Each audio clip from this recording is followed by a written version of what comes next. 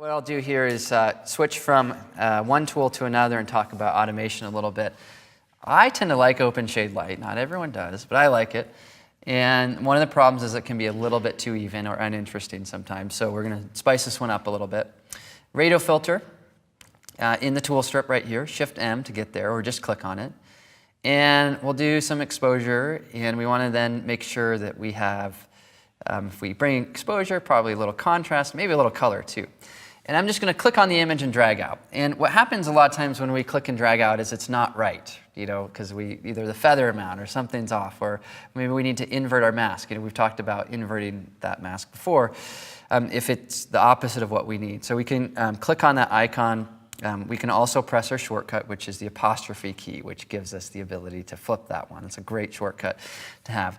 And in this case, what I want to do is add some light to this area. If we add feather all the way up, what it becomes is just this really diffused, soft light. And it's small right now, but we can obviously change the size of that so it's not so much noticeable. There's still center to it. You can see that.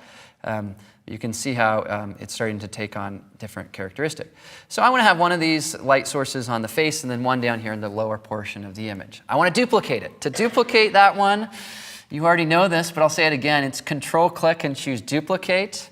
And then we'll change this one or bring this one down to a new area. Maybe what it needs to be is a little more like this. And another thing that can happen is you can actually place this off screen. So notice how it goes way down there. But it can help to have a little more even light in those areas. It's a little too strong for that, and this one too is a little too strong as well. But what I want to do is start to bring in some of these qualities here, and I'm going to take my feather down on that one a little bit as well. And I'm not quite super amped on the way it's looking, but I'm liking direction. Are you guys liking the direction a little bit more? Here's my before and after. Before she was sort of lost there. And what I might need to do is do some basic adjustments. So I'll go to basic. Of course, these tools fit into the rest of that workflow and how we do all those things. And then after basic, come back and work on these adjustments. Again, so if you've done something somewhere, go back and I'll go to my amount slider and say okay, well, what if I just took the amount of these guys down? And I'm just going to look at how I can modify that light a little bit there, try to make it a little more natural, maybe something along those lines. Here's my before and after.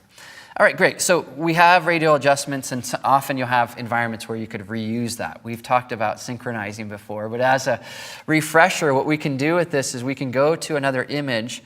And as my friend Matt Klaskowski likes to say, probably the most overused and powerful and best button in Lightroom is previous. And what that will do is we'll take whatever we did previously and apply it to the new image. All those settings, if they're selective adjustments or basic adjustments, whatever.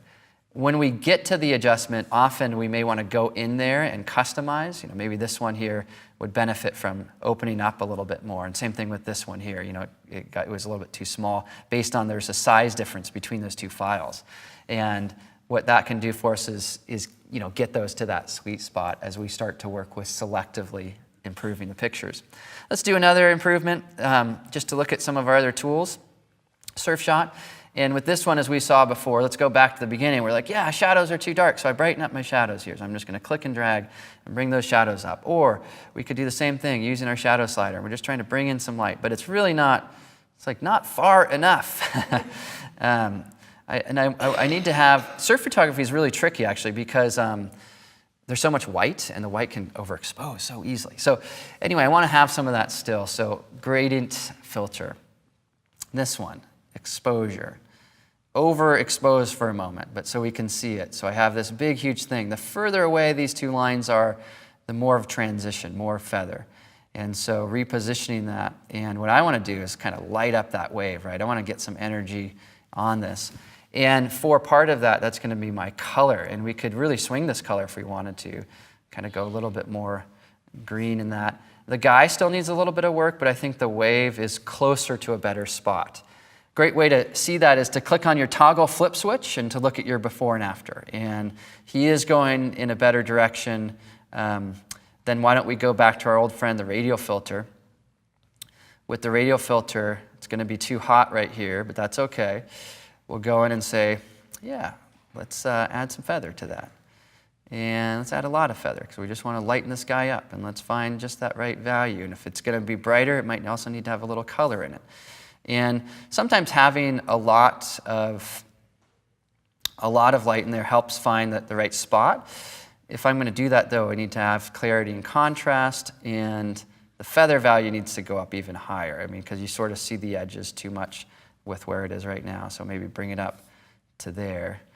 And we're going in this type of a direction with this adjustment. A little too strong for my liking, so I'll go to my amount slider and drop that down. And I might even go back to this one too, scale that one back a little bit as well. And that's part of the fun of finding the right way to do the image. Here's our before. You know, and what happens with before is you don't even realize how bad it is till you get there. and so that's why that backslash key is really important to look at those before and afters. One last one in this space, my sister and her family. And what I'm going to do with this one is just some basic adjustments to start off. And with those, we know that people in fall in a park need to be warmer. We need to have more light in those areas. And it gets better, you know, we can kind of get that, but we just need more brightness here with this. So the K key to get your adjustment brush. Exposure, right bracket key. I want to reiterate these shortcuts. That goes bigger, got that bigger brush. Flow, if it's too high or low, I'm tapping a number key on the keyboard. Shift bracket key if I need to change my feather amount. And if we bring exposure up, we can't forget about its friend contrast, and maybe even a little color, because otherwise I'll get too white. This is little Maggie right here. This is Stewie. I'm just painting over this. And Stewie's really fun. Every time I see him, I give him a dollar coin wrapped up in something. It's like our little thing. He's really fun. All right, so there we kind of have the basics of that. Don't need to get too detailed, but you can see how those things are that little extra 10%, right? Getting the image to that spot where we find those things.